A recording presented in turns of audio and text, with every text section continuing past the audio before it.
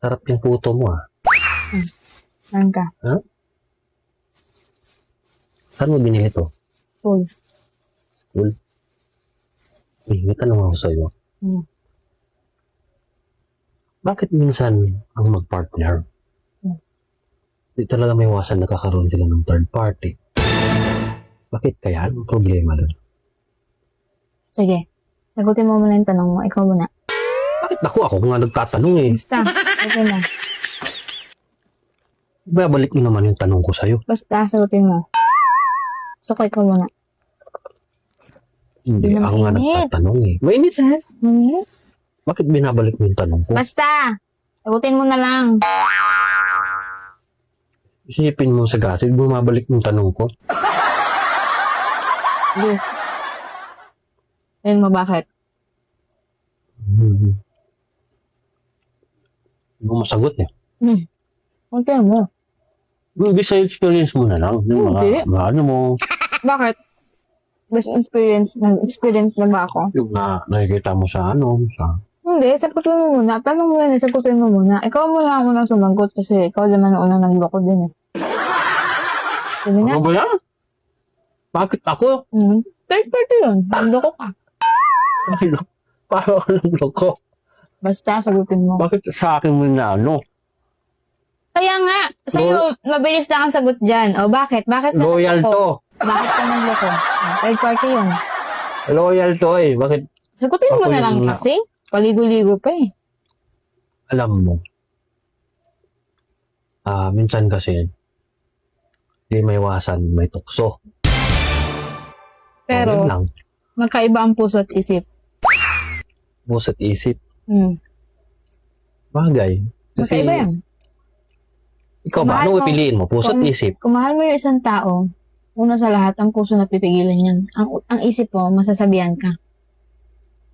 May ganito ka na, ganito ka na. Ibig sabihin, yung taong sinaktan mo, hindi mo talaga lubos mahal kasi sinaktan mo. Depende rin. Ang depende. O, sagutin mo nga yung tanong Ano mo. ba yung sinasabi mo? Bakit ka nagloko? Anong kulang? Ako? Ano ako nagloko? Ayos na lang Ano tayo. wala naman siyang kulang. Wala siyang kulang pero ano lang. Hindi may iwasan yung tukso. Hindi. So, hindi napigilan yung tukso. Minsan nadadala yung mag-partner. Nadadala sa tukso.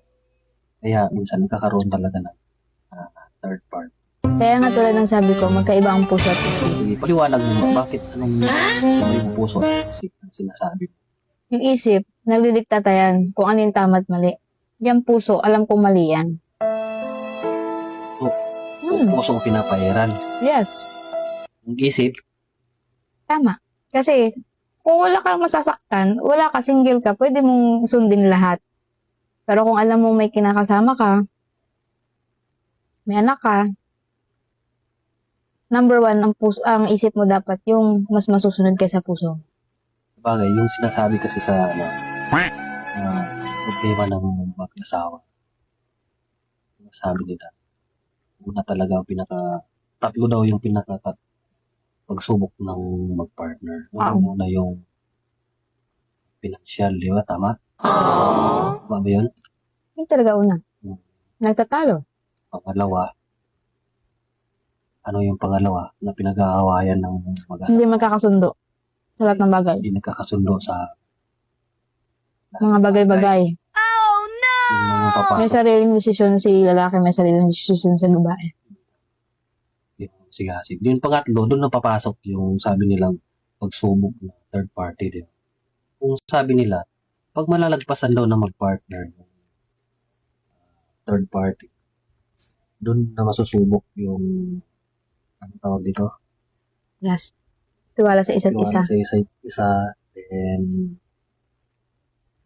ano pa ba? Ayun, kalingaan nyo sa isa't isa. Tiwala. Yun naman kasi number one talaga dapat sa isang pagsasama. Pero kasi hindi natin yun nalagpasan. Hindi natin yun na-goal. Dahil sinira mo yun. Grabe ka. Yes.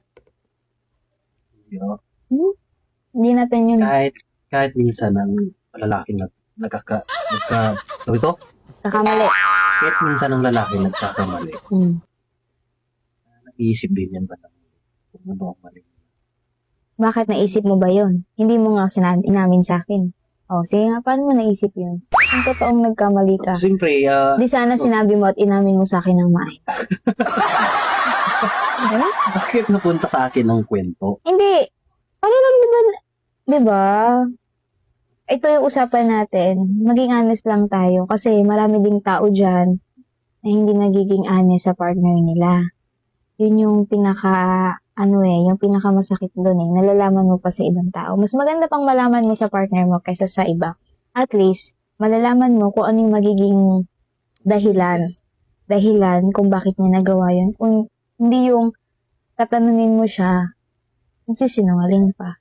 Kumbaga, parang sapak na sa'yo yung nangyari. Tapos bubugbugin ka pa ulit ng another yung kasinungalingan. Parang di naman na yata deserve yun.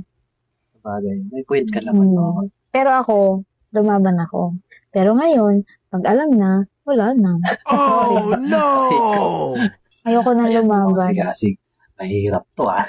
Ayoko na lumaban. Tapos yung question niya kanina, bakit minsan nagluloko yung babae at lalaki? Ito yung pinaka nakikita ko. Hindi ako perfecto ha. Hindi ako perfectong ka-live-in or something. Ano man kami. Hindi ako perfecto. Pero isa kasing base na nakikita ko sa iba, dahilan usually sa girl and boy, yung oras. Time. Kulang talaga sila sa oras, attention, yung parang nandilimos na lang yung bawat isa sa inyo ng oras para, alam mo yun, bilang kasing,